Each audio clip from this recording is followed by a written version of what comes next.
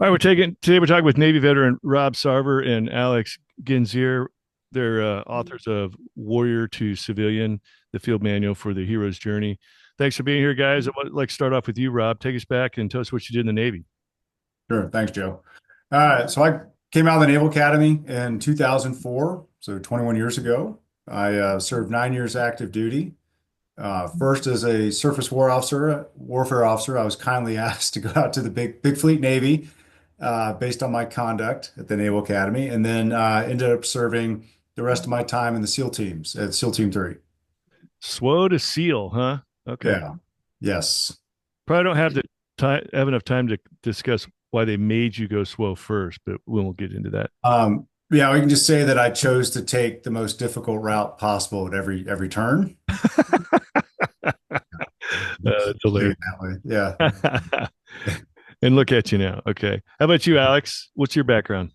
Well, I would just say that kernel of self-reflection on taking the most difficult route is one of the things that Rob and I immediately found in common with each other. I'm the civilian part of this team, of this partnership, which we can touch on in a minute, why we think that's so valuable for us. I've had a very lucky life. I was a banker, became a lawyer. Rob and I worked together and started talking about life and life transitions. So I've never had the honor of serving, but I would like to brag that I'm a military dad and I'm proud of both my boys. And that has played a role in this, but that's my immediate background. Awesome. And so, Rob, let's talk a little bit about your transition. I guess part of your transition was maybe you ended up working with Alex at some point. So, talk about your transition out of the Navy.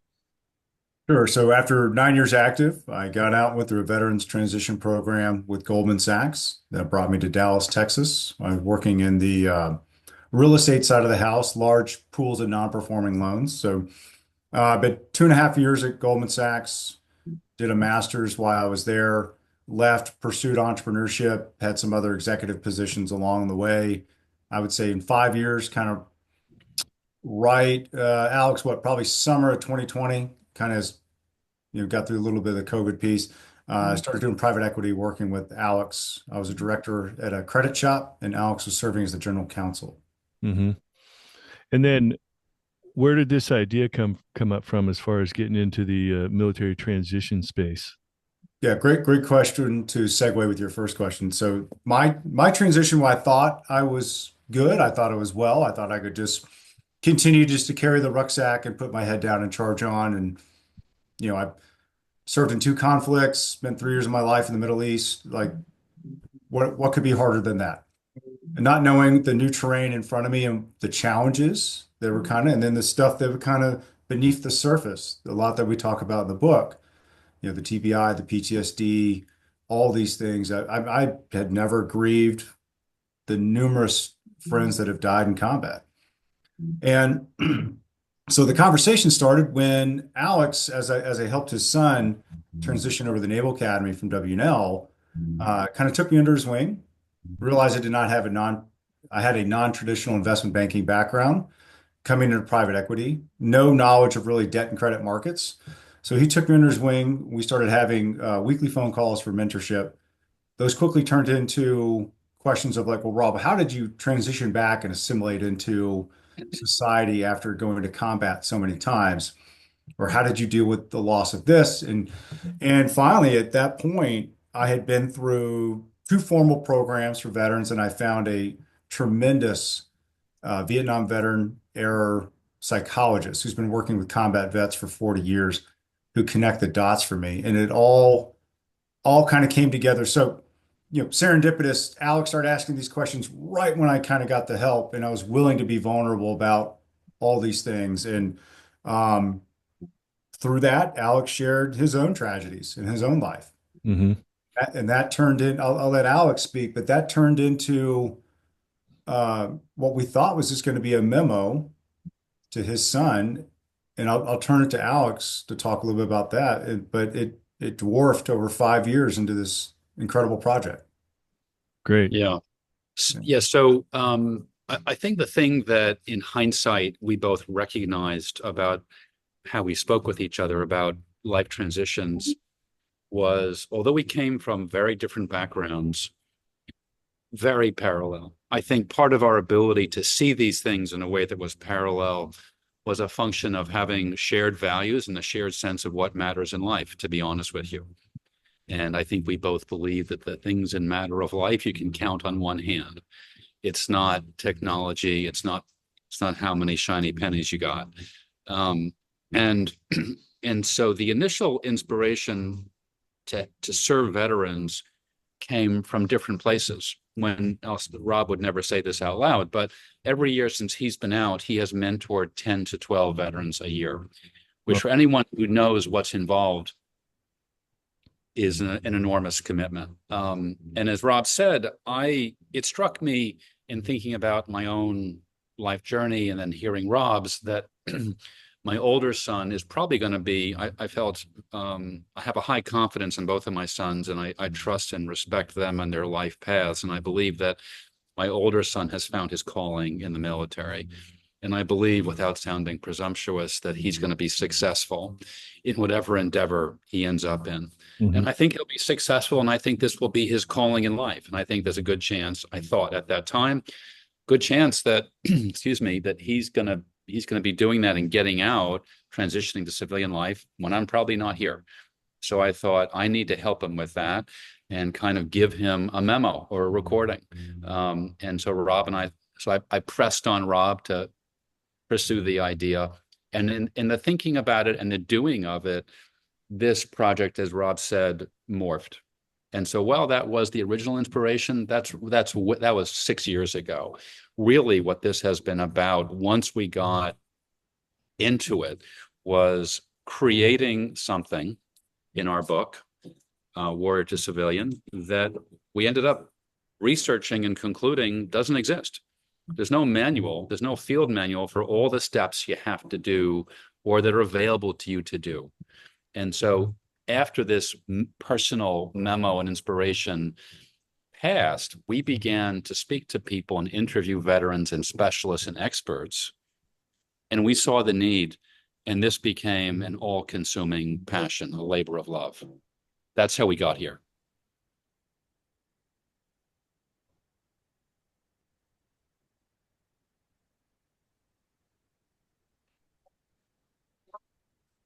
All right, back up with Rob and Alex for field manual for the hero's journey.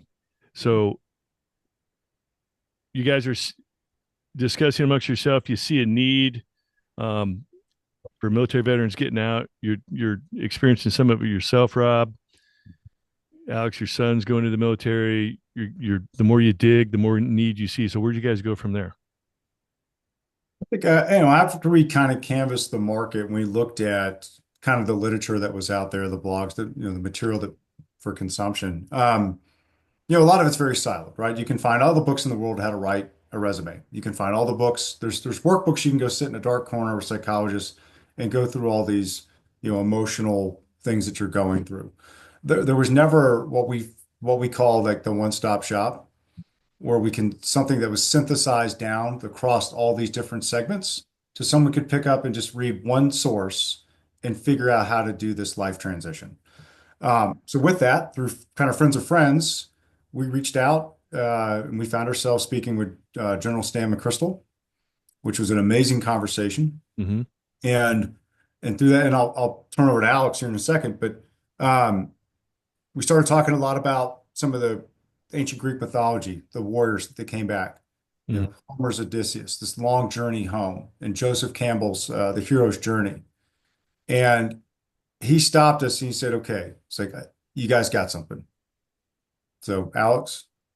Yeah. So we started interviewing veterans, and we thought we need to do this in a way that is systematic to collect answers and data and have a basis of comparing the stories. And so in a sense, we kind of acted without knowing it like social scientists. We had a theory about the steps involved, the major life issues involved in a major life transition, leaving the military. And we developed a series of questions and began to interview people. And several things stood out.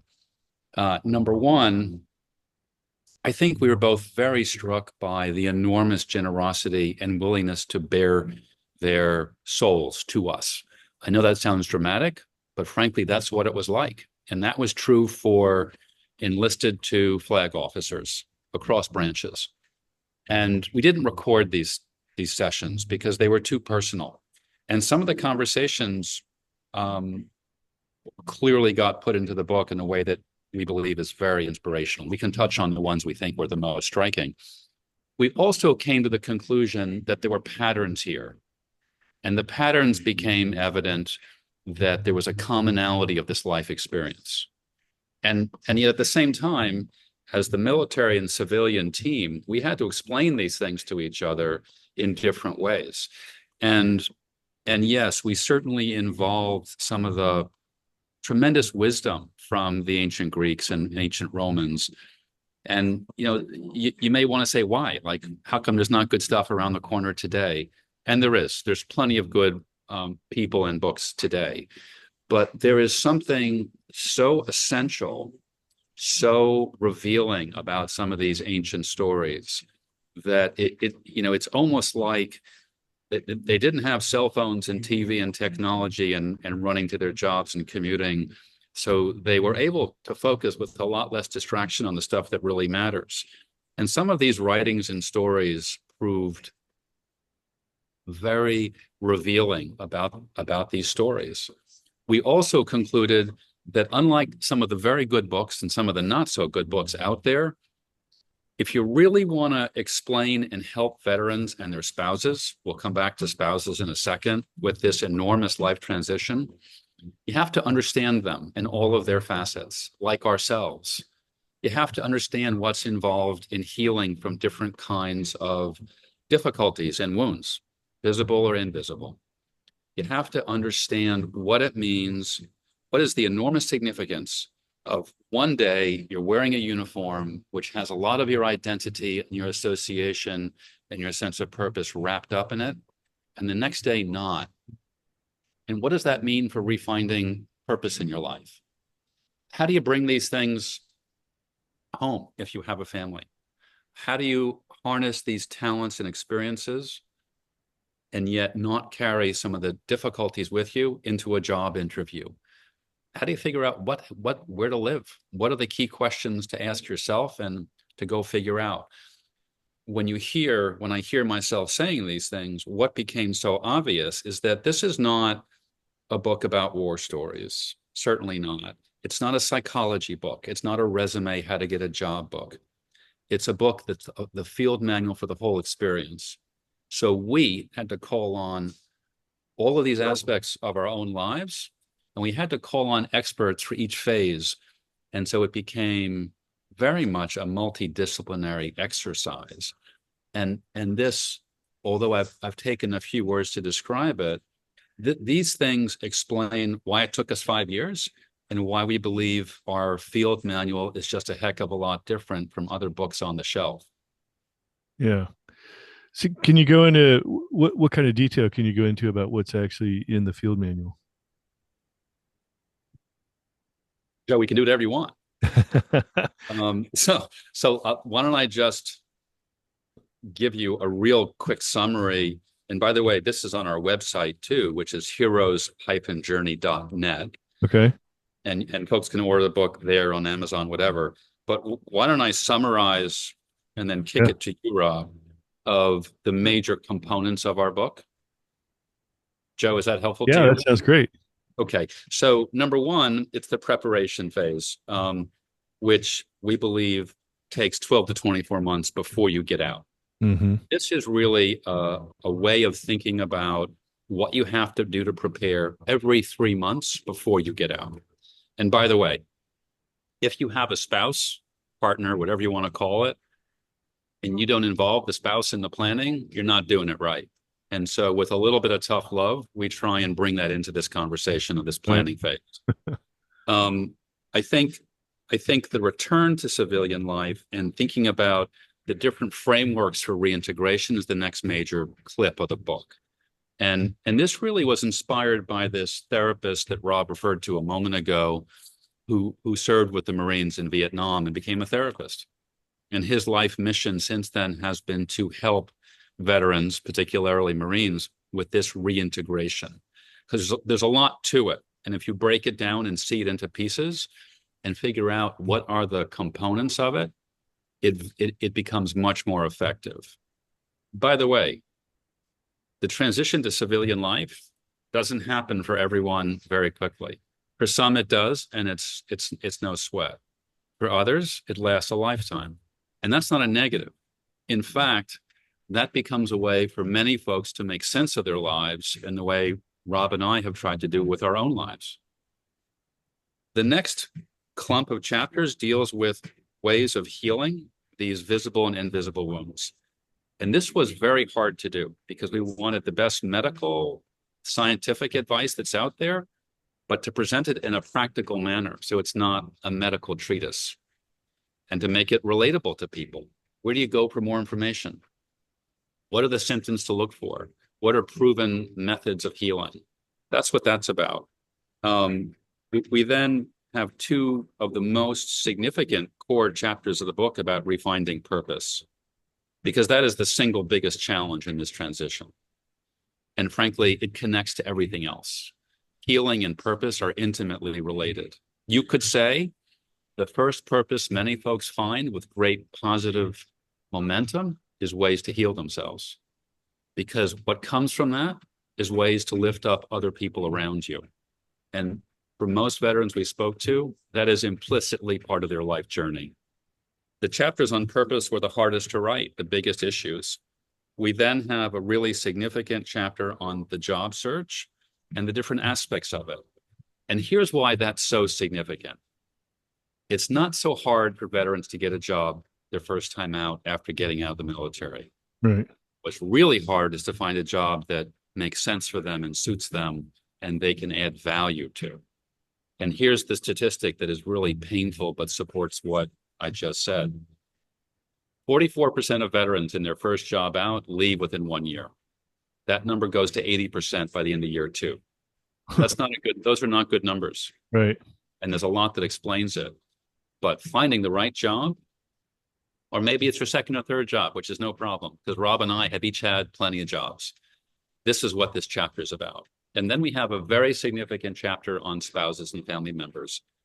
That's enough from me. Rob, I'll kick it over to you and maybe talk about how Dan lit us both up about spouses. So after every chapter, we would go out and we would test this with veterans. We'd have them read the chapter, give feedback, help us refine it. And we were almost near completion, ready to put, stamp on this thing, done. And we gave the book to a very good friend of mine, Lieutenant Dan Knausen, who first op in Afghanistan 2009, unfortunately taking the high ground, stepped into an IED field. Mm. Thank God the IEDs went low order, but still enough to blow off both his legs. Mm. EOD, crawled through the minefield, put tourniquets on him, got him out of there. He's alive today. Just a fascinating story of just resiliency and grit. I can't remember how many surgeries he's gone through, but in less than a year, he ran a marathon on blades. He went to Harvard. I think he's 2 degrees from Harvard, actually, overachiever. Wow. And then I think he's got 6 or 7 medals from the Paralympic Games, the Winter Games. Awesome. So Dan read this and very graciously Alex, let us tell his story in the book, but he broke back. He's like, guys, you don't do anything for spouses or children. And it was a light bulb moment. Yeah.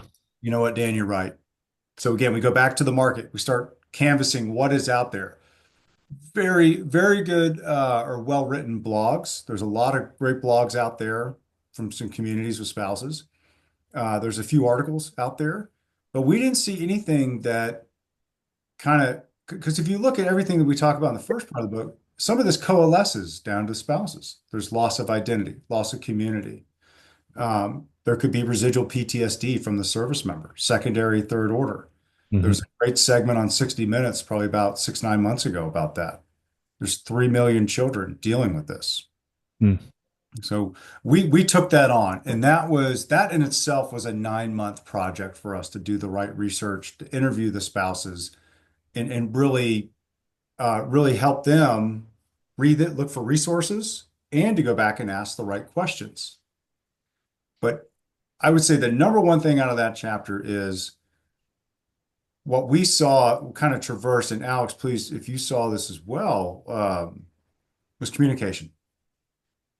The breakdown in communication and all what is coming into a massive life transition of getting out of the military, which is exponential the more you've stayed in, which is again exponential on top of that. If you've seen repeated tours of combat, is not having communication led to um, divorces, separations, I mean, needless arguments, financial disputes, all of that.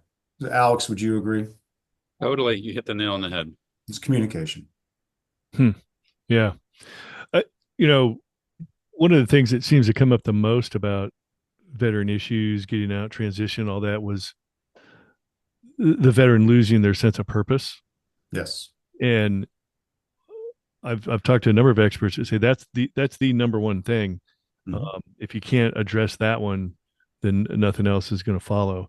Um, but a lot of us veterans think that our sense of purpose is to get a job.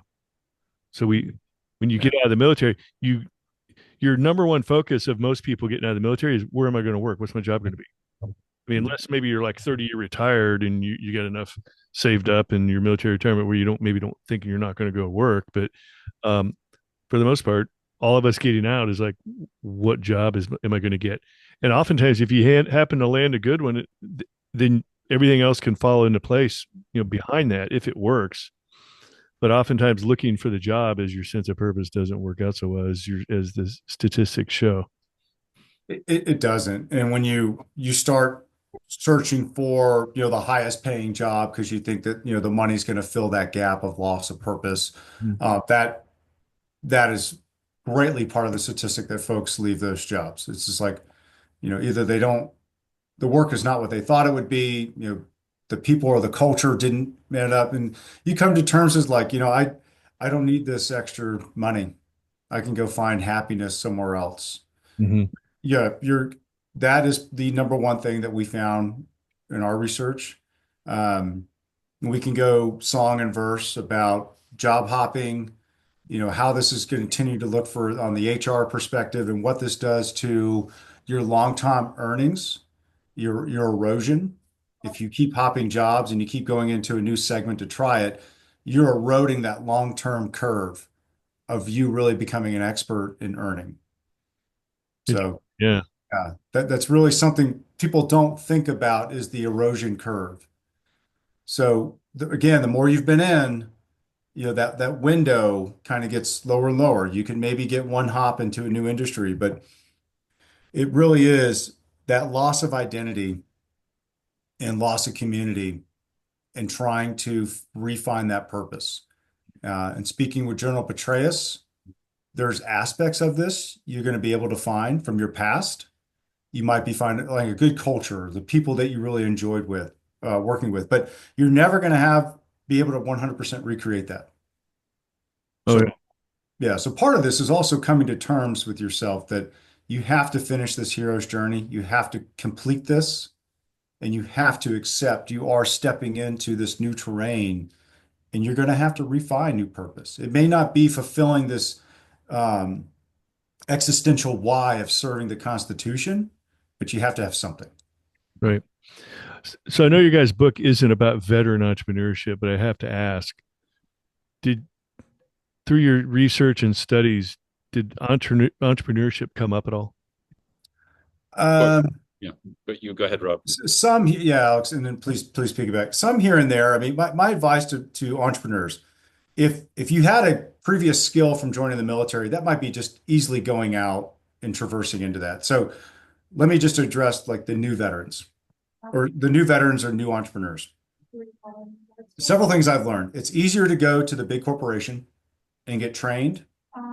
Like let's pick finance, for example. Going to a JP Morgan, Goldman Sachs, Bank of America, going through their risk capital or capital markets training, investment banking training, easier than going to a boutique firm because you always have some sort of name brand recognition to fall back on. That's one thing. Um, I think the fundamental question people need to ask is, in the military, we looked at risk versus security, right? If I'm in a patrol, do I want to speed up and take more risk, or do I want to slow down, have more secure, cover of darkness, strong point of building, whatever it might be? I take that same scenario and I say, okay, now it's risk versus reward. You want to take massive risk and go start your own company? You might own 100% and get all the upside and have massive positive convexity in your life with earnings. But man, you are taking a huge risk if you don't understand business and you don't understand this terrain. Yeah. And we're not going to go walk through a known IED field. It's you have to balance. So risk versus security versus risk reward. You're trading those off. But Alex, you want to comment on the entrepreneurship piece? Sure. I mean, I think you've captured it again. Uh, Joe, if it's okay with you, let me take a step backwards just for a moment. In both finding new purpose, having new purpose come to you, and finding the right job, one of the lessons that we've seen over and over again is the importance of veterans and their spouses taking time and thinking about these things. The right purpose, the right job may not arise immediately. It's just the way it goes. Mm-hmm. There's no blame. There's lessons to be learned. In thinking about how purpose connects to job, we had insights that were really pretty amazing and very simple, actually, in hindsight from a few people. And this will touch on the entrepreneurship aspect in just a minute. One of our friends, a former teammate of Rob's, Kurt Cronin, is a very insightful leader in all ways. And a couple of his comments really resonate here. The first is that we do a disservice to veterans by not telling them how tough this transition will be. In fact, the phrase that Rob and I have come up with in thinking about this is, it's like stepping off a cliff of the known world into an abyss sometimes of something that is very much not known and comfortable and can be dark. Oh yeah. Not that life is all dark, but you have to be prepared to get through that. The idea that even for combat veterans, and I say this with humility, never having served, that civilian life is somehow going to be easy or easier is a fallacy. You're setting yourself up for failure if you think that. Because as Kurt told us, the challenge is no less real. It's just on very different terrain. And General McChrystal spoke a lot with us about thinking about that ahead of time and seeing challenges to be learned and mastered and tackled. How are you going to be successful in a capitalist system if you've not had the background for it? How are you going to train for this mission? Well, you're going to have to train for it. It's a new mission. One thing that Tom Satterley, he and his wife are incredibly impressive and were very helpful to us. One of his points in this area is, if you're having a hard time, ask yourself, what did you do to train for this mission? Because in the military, we train for everything. Here, very few veterans train for it. So these are all things that go, frankly, to the job side, but the larger context of purpose. Mm-hmm. They certainly funnel into how to be an entrepreneur. Because at its root, more so than working at a big company, what we've seen and what Rob and I have experienced directly ourselves is that being an entrepreneur is the starkest way of having to figure out how to create something and add value in your product or service. Yeah. Now, there's different skills involved. There's different stressors and different upsides. But figuring out a business where you can add value calls on all the things we've talked about, but shines an incredibly bright light on what is it you bring to market that is special and unique. But I've given you a heck of a lot of words. They're meant to supplement what Rob said. There's more we can talk about, but let's stop and see if you've got questions. Well, I would say that veterans have a numerous number of skill sets that bode well with entrepreneurship, but they go into it with a lot of gaps. And if they're not aware of those gaps, then they can run into a lot of brick walls. So, even simple things like bookkeeping and taxes and so yeah, definitely. But the skills they have are skills that are hard to attain. So that's why they tend to do well in those fields. They'll go hit the brick wall and then either go around it, go over it, or bust a hole in it and go through it. One way there, they'll eventually figure it out. A lot of them. I have So, a um, I have an adage. I have an adage for you on the entrepreneurship piece that it, you know, worked well within the SEAL teams, doesn't directly correlate, but just for something for people to think about. So, it takes 5 seconds to buy the gear, right? Swipe of a credit card. Takes 5 days to learn the lingo. Patrolling tactics, whatever. Okay, on the other side, I can learn what EBITDA stands for in 5 days. Got it. It takes 5 years to learn the job. oh yeah. And I think from an entrepreneur in business, just a baseline, just to understand the legal traps, the HR traps, to your point, tax traps, at least 5 years to gather all that. Not to mention, there's a difference between working in the business and on the business. And Yeah. very few people can do both at the same time. Right. Some people make the big mistake of they're always working in their business and not working on it. You see it all. Correct. Yep. Although I will say, one of the things you talk about not being able to completely recreate the military experience, most of us love the military mindset, that mentality we were always around. The closest thing I've seen to the military mindset is the entrepreneurial mindset. Yes. Yep. That whole concept. But anyways, we're getting close to the end of our time. Actually, gone over a little bit, but I do want to give you a chance to. So once again, how do we find your book? Amazon. Yep. Warrior to Civilian, the field manual for the hero's journey. Our website, heroes-journey.net, has a link to where you can buy it. It also has other information that may be helpful, including 5 annexes of the book. Awesome. Okay. Give you the last word. If you're talking to somebody that's on their way out of the military, just recently got out, on the subject of transition, what advice comes to mind real quick? I love Churchill. When you're going through hell, keep going. There's a country song about that too. It will. You're right, there is. It will. Look, there'll be times that are very tough and there'll be a lot of uncertainty, but no more uncertainty when you chose to go down the path and leave this known world to the unknown world of joining the military. It's just walking back in the arena and facing it. Awesome. Yeah. Great advice, guys. Yeah, thanks for being here, sharing your story. Look forward to the success of your book and hope it gets out there in the hands of a lot of veterans and military spouses that need it. Yeah. Thank you, Joe. Thank you, Joe. We're awesome. Great.